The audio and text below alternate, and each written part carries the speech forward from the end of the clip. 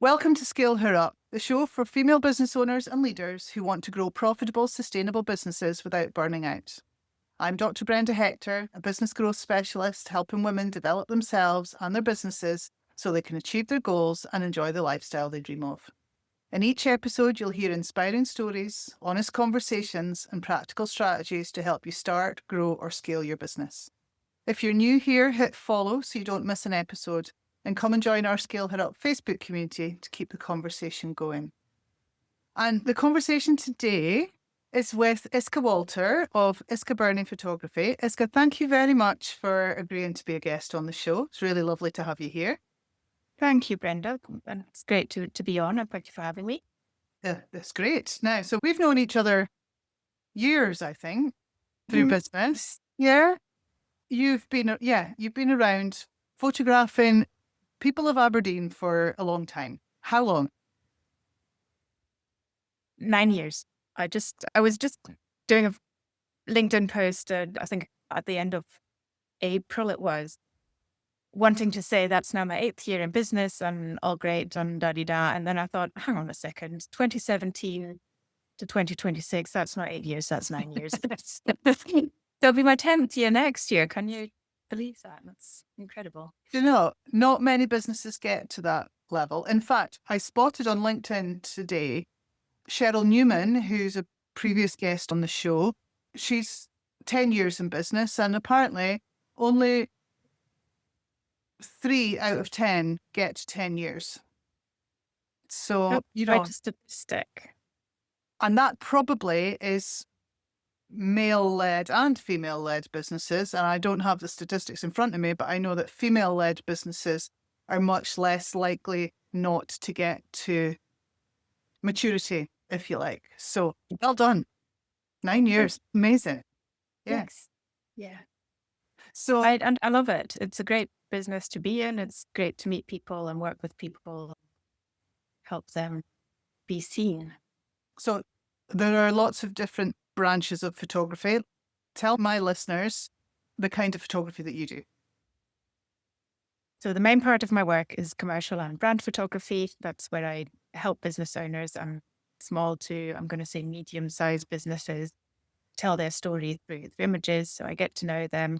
I get to know their business, what makes them different, and then I turn that into images that tell their story. And then next to that, I also photograph dogs and horses, which is great fun. And I deliver workshops for beginning photographers. So those are the 3 main parts to my business. So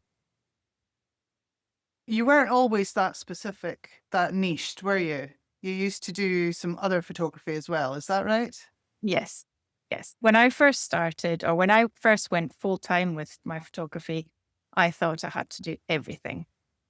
And then we went into COVID. And at the time most of my business was in wedding photography.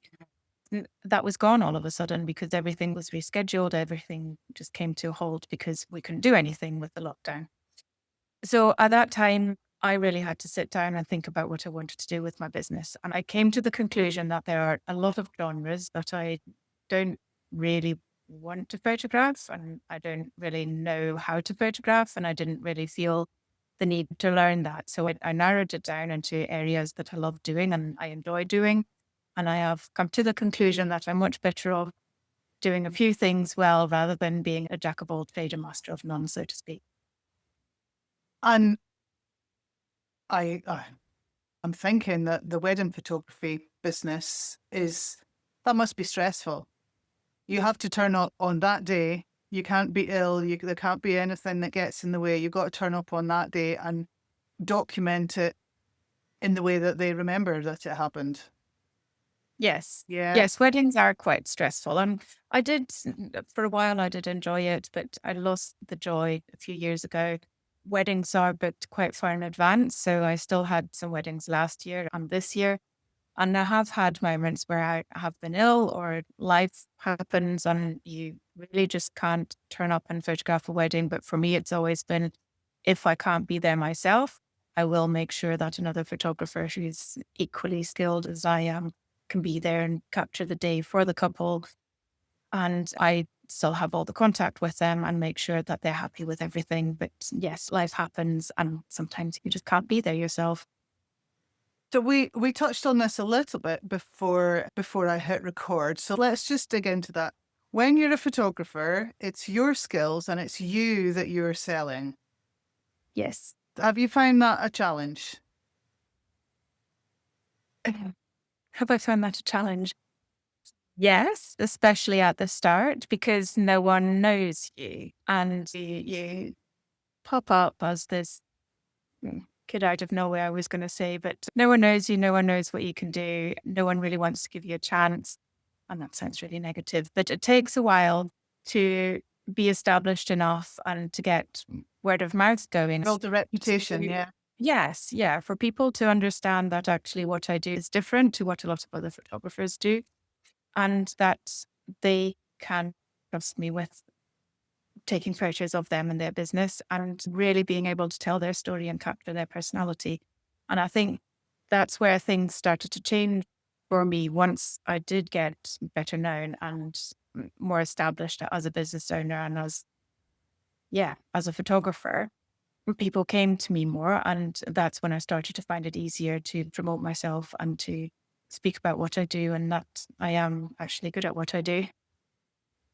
I've seen your work. It's amazing. Yes. So you're definitely very good at what you do. Talk me through starting up. What was the decision to go out on your own? So I was working for a business that was taken over by a Chinese company, and it just wasn't a pleasant place to work for anymore. So Were you a photographer? No, that was before I was a professional photographer. And I decided, okay, I want to really do something for myself. I want to be self-employed. I want to have that freedom. And it all sounds great for when you first start out, but then you realize, oh, actually, how do I do that? So I started as a dog and equine photographer part-time next to my day job, which was in customer service for a manufacturing company. And I never really wanted to work with humans because I'm quite introvert and I didn't really know what to do with them. And I thought dogs and horses, that's my comfort zone. That's what I want to do. I know dog and horse behavior and I love photographing them. So that works for me. Quickly realized that dogs and horses come with owners and you still have to deal with people. I got more comfortable with it. I started photographing people with their dogs and horses. And I was then approached by my wedding photographer who photographed my wedding a good few years ago. Unfortunately, that didn't last. We'll add that in there right now. But Janie asked me if I wanted to join her team and do some second shooting for her, which I resisted at first. And she said, just come along, no pressure, have a look what we do and decide from there. So I did. I went along to a wedding and I saw how she worked and that she had a plan and she spoke with a couple beforehand. She had times, she had lists of photographs, and I thought, okay, I'm organized. I can do as a second photographer. I did whites and weddings with her in 2018. That was a little beknown to me at the time. She already had other plans and announced in autumn that year that she was looking to retire and move to France and whether I wanted to take on the business. I didn't really have to think about that too much because that was just too good of an opportunity to say no to. She had weddings booked for 2019 and for 2020. So that was just a brilliant opportunity for me. And I couldn't have really had a better start to my photography career. So I then, So let's just pause there a little minute. yeah, She had plans for you that you didn't realize was yes, an ulterior motive there. So did she see something in you that you didn't see yourself? absolutely. Yes. Yeah. Yeah. At the time, I didn't really envisage to be photographing weddings on my own or act. This sounds really bad, but I didn't really see myself being successful in the business. I still had this imposter syndrome and thinking, "Ah, who am I to think I can do that?" And she must have seen something in me that told her otherwise, and that there is something in there somewhere that can make it. And I'm grateful. I really, without her, I couldn't have done this because she set me up in the best possible way. She introduced me to everyone I needed to know in the industry. I had weddings booked for the next 2 years, so I didn't have to worry about getting bookings in.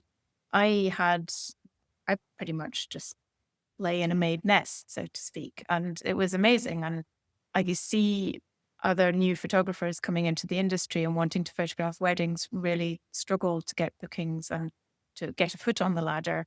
So this was a great opportunity for me. So yeah, I am forever grateful to her and to her son for helping me with that and for seeing something in me and getting me started on that Oh, journey. that's beautiful. That's lovely. So is that when you went full time then?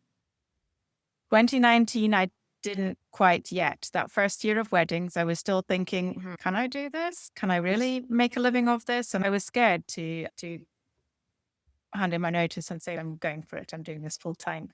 So 2019, I pretty much worked 2 full-time jobs, which was really hard work. I did Mhm. manage eventually halfway through the year to go down to 4 days in my day job, but I still had quite a few weddings to photograph. So that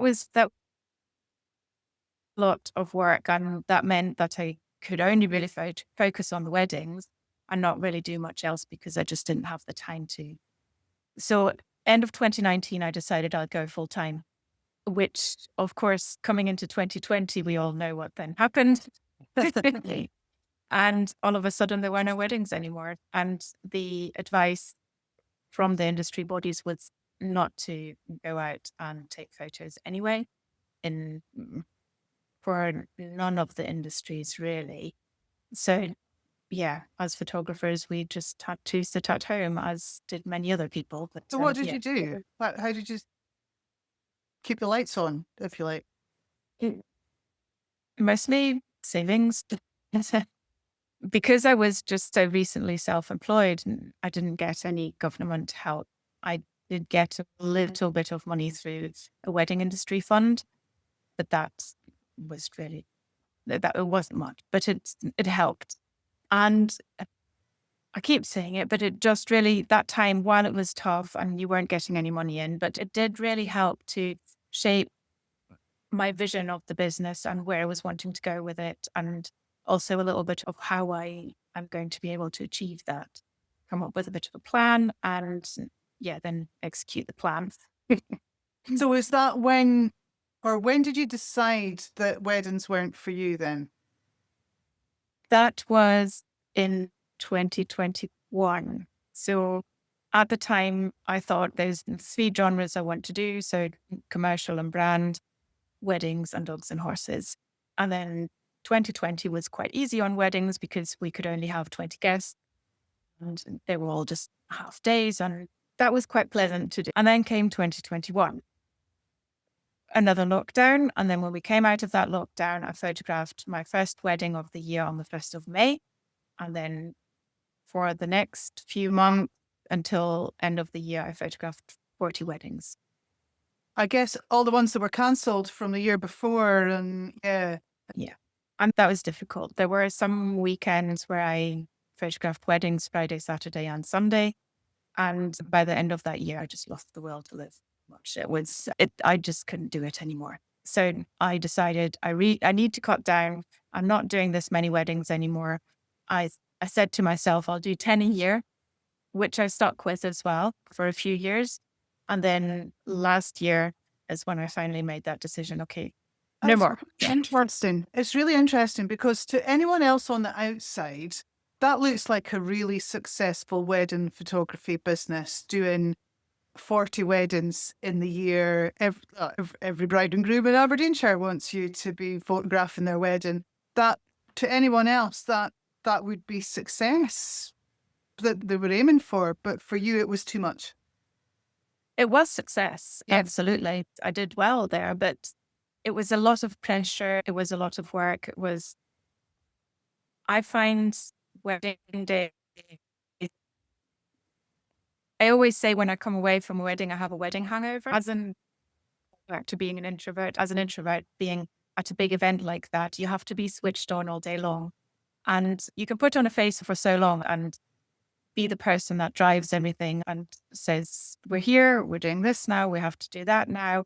And then pretty much next to the event managers at the wedding venues, us as photographers, we do help to keep everything on track, keep timings to where they need to be, and hurry people along where we need to, and try and keep things calm. And that's also the things that people don't see. They think, okay, wedding photography, you show up at a wedding and that's what you do. But in the end, you're nearly an additional bridesmaid, and I was going to say florist, but that maybe not so much. But there's loads of little bits and bobs that we do just automatically, and just because we see things that need to be done and we do it, rather than trying to get the person that should actually be doing it, or just keeping things on track, I suppose. I totally see it. I don't know if we used to have a wedding car business. So Yeah. for 12 years, we were the Yes. vintage Rolls Royces at weddings around Aberdeenshire. We never overlapped. No, we I didn't. did the wedding industry. But yeah, I know I can picture it. But I'm an extrovert, and I'm not sure that I would like to be the photographer at a wedding. So yeah.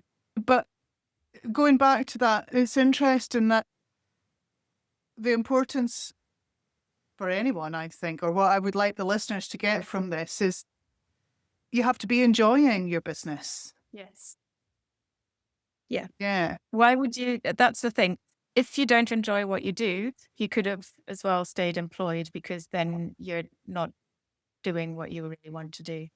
And that's the beauty of being self-employed. You can pivot and go a different direction if you want to.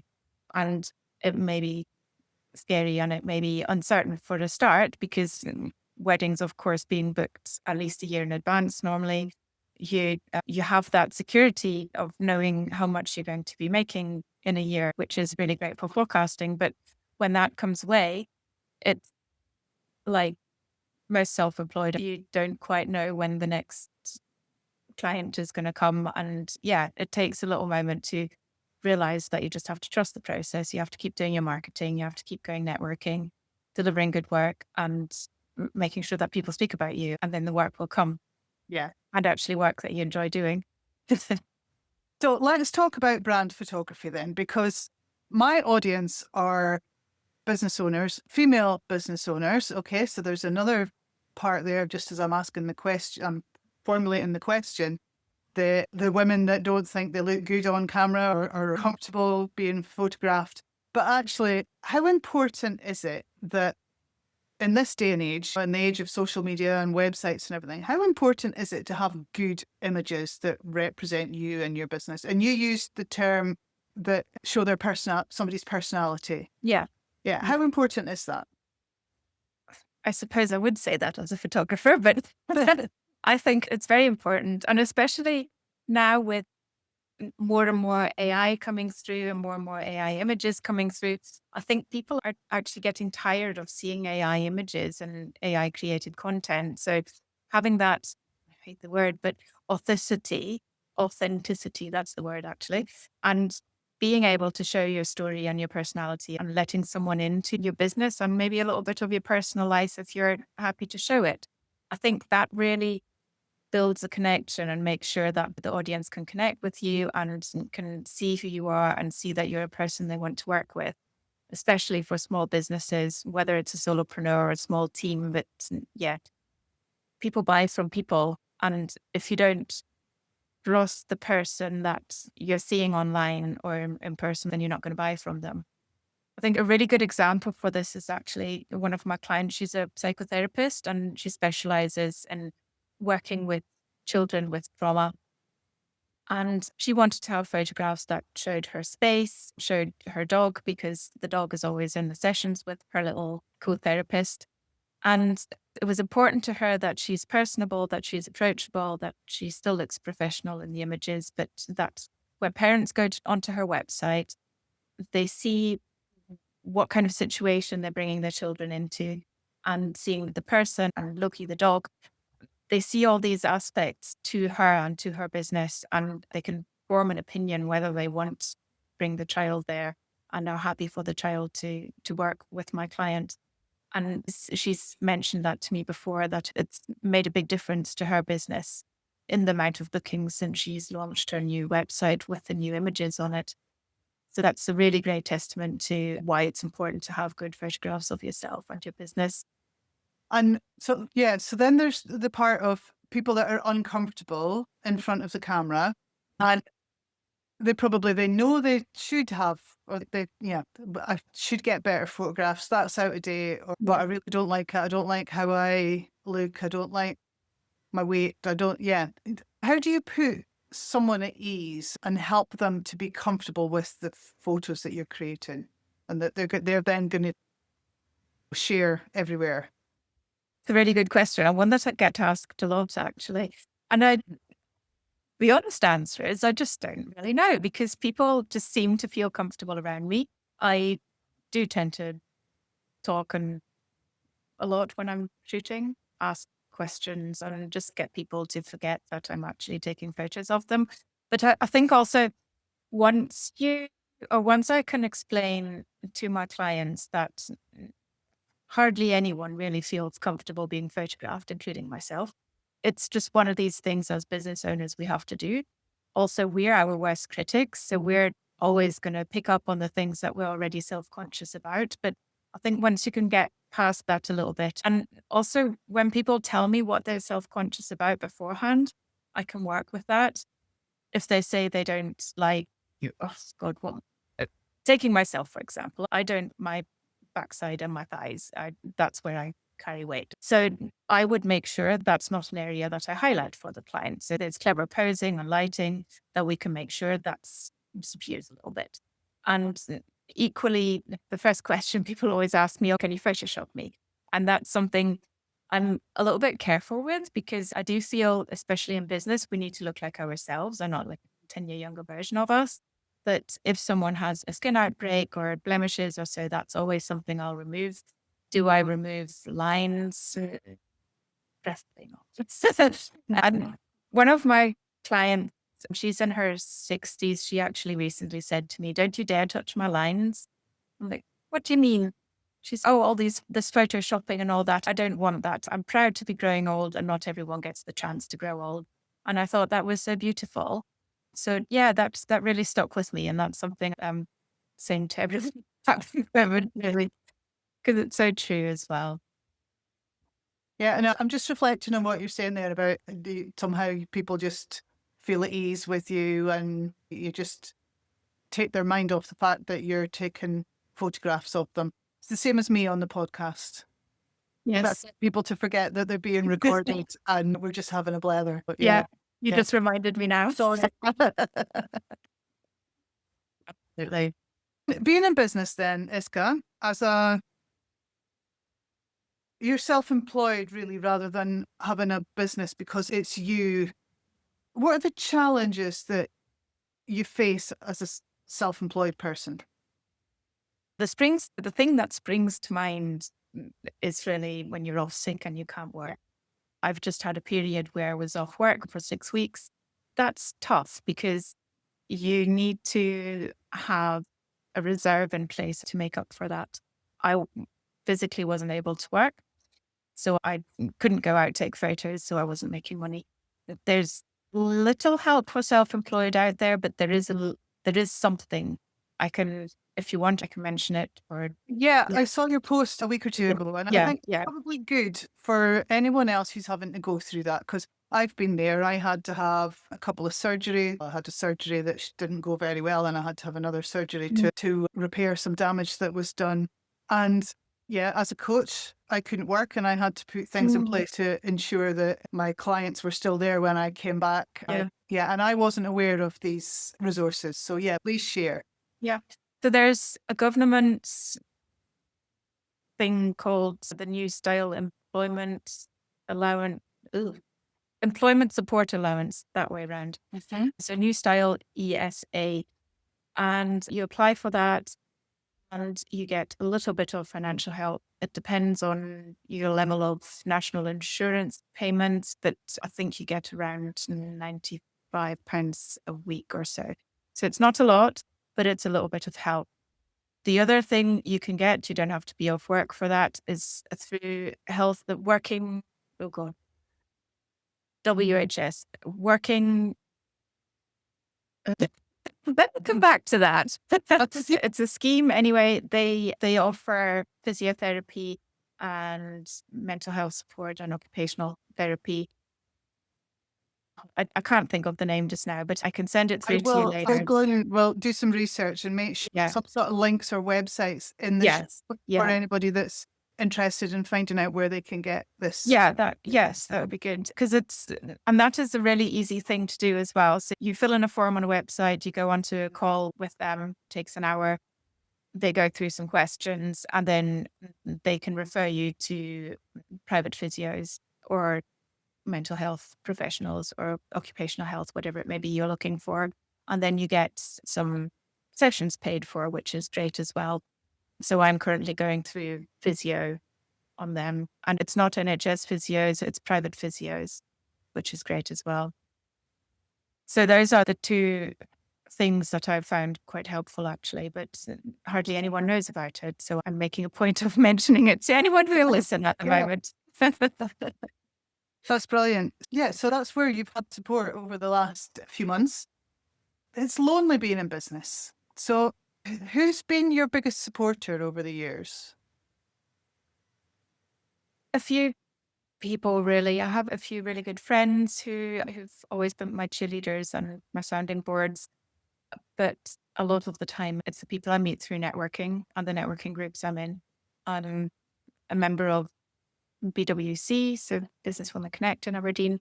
And that group is just incredible. When you have questions, when you want to run something past someone, there's always someone there who can help. Equally, the KLT TENS groups, my TENS group has been great as well.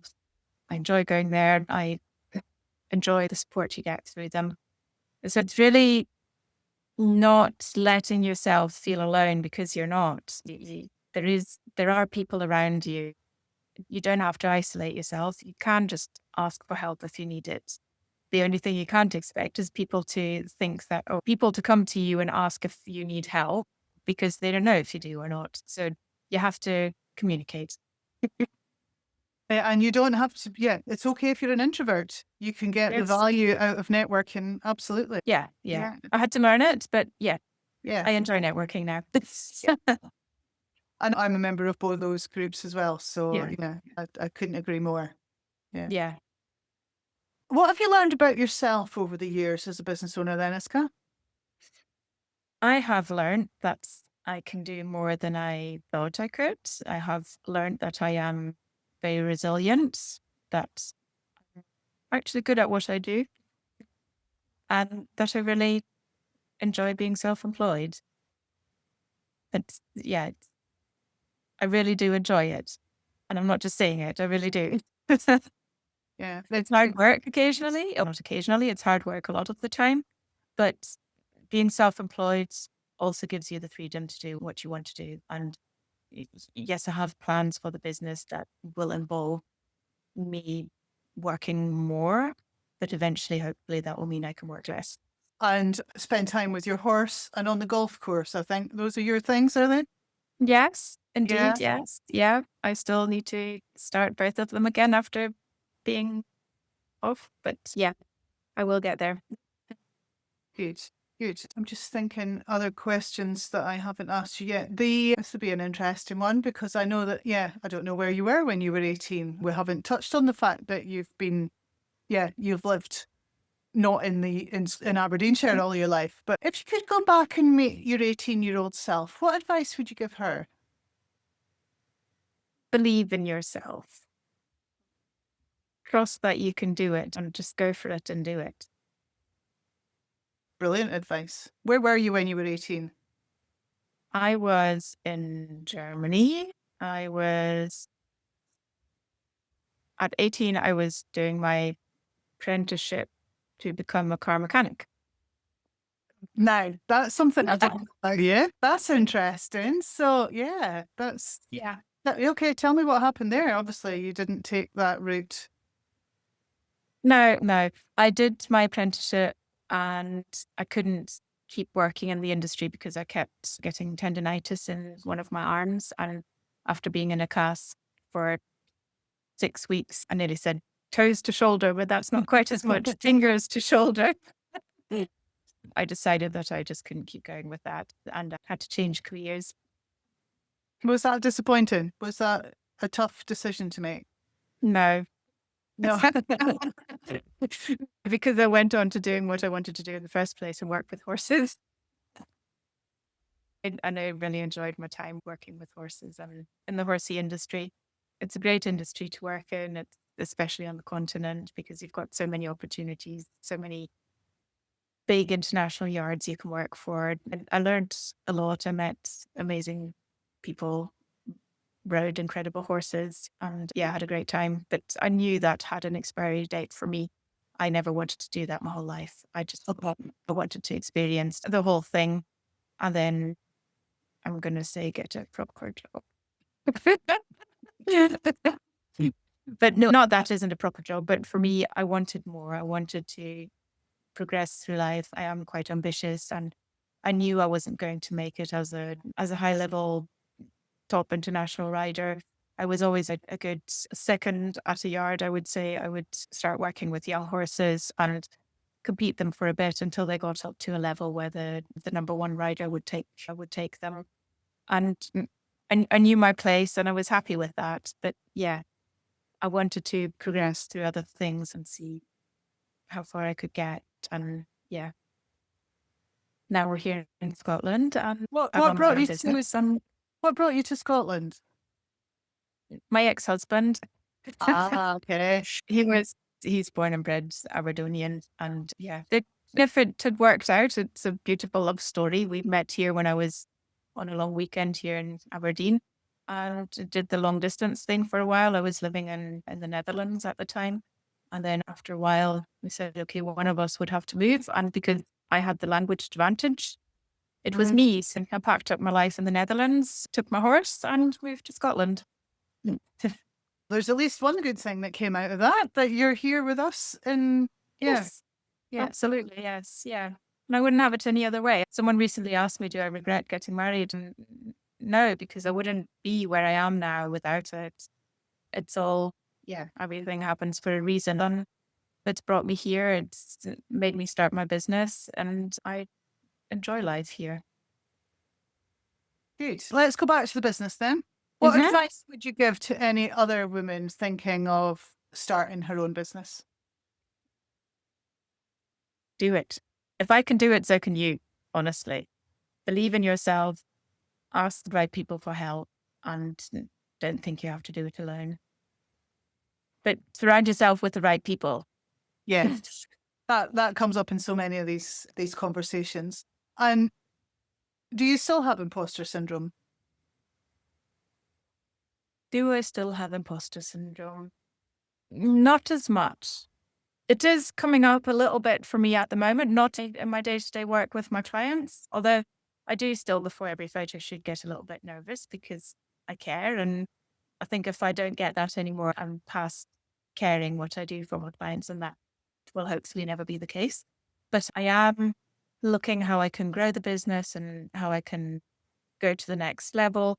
And that's where the imposter syndrome is creeping in a little bit again. This little nagging voice of going, who are you to do that? You don't have a business background. I will shut up that little voice and I will do it. So 9 years of business background, Iska. Yeah. Yes. Yeah. Yeah. I suppose it's that I don't have a university degree in business and yeah, but I have learned a lot about business in the Yeah. 9 years, that's for sure. Yeah. Of course you have. Of course you have. Is there anything else I should have asked you, Iska? Anything you want to add to the conversation? I think we've covered quite a lot, actually. I have been listening to your podcast a lot and I have thought about that. Okay, what could I add for that last question? But I don't think I can actually think of anything. Good. I'll take that as a win then. I've asked all the questions that I should have done. Yes, absolutely. Yeah. Thank you so much for being on the show, Iska. We've been talking about it for ages. And I'm glad that we've finally tied down a date and been able to do this. Really appreciate your time. Thank you for having me, Brenda. It's been great to be on. And thank you to you for listening to Scale Her Up. If you enjoyed this episode, follow the show and leave a review. It helps more female business owners find us. Come and join our Scale Her Up Facebook community to get support, accountability, and connection with women who get it. And remember, only 1 in 3 UK entrepreneurs are female, and men are still 5 times more likely to scale their business beyond £1 million in turnover than women. When we start and scale our businesses to the same extent as men, we'll add, and I've just recently discovered this week that it's 310 billion because of inflation. It used to be 250 billion. 310 billion pounds could be added to the UK economy and create millions of jobs. Ladies, you can do it, and your business can make a massive difference.